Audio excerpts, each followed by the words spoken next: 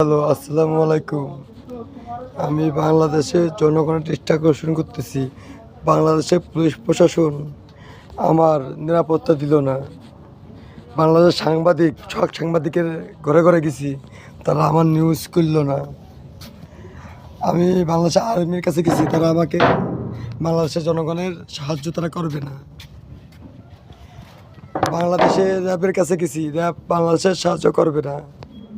এখন আপনাদের কাছে একটাই অনুরোধ, আপনারা এবার ডাক বলেন আমি কি করবো। আমি যদি মরে যাই, এই দায়ভার আপনারা কার কাছে চাবেন? আমি বাংলাদেশের প্রেসিডেন্ট। তারা জোর করে টাকার লোভে প্রেসিডেন্ট আপনাদের সামনে বারবার তুলে ধরতে খেলতে যে কাছে থাকে। তারা প্রেসিডেন্ট না, তারা মায়ের মানুষ। তাদেরকে এক থাপ্পড় দিলে পর আরেক থাপ্পড় দেওয়ার জায়গা নেই। সেখানে যদি একটা থাপ্পড় দিই, আর একটা থাপ্পড় দেওয়ার জায়গা নেই।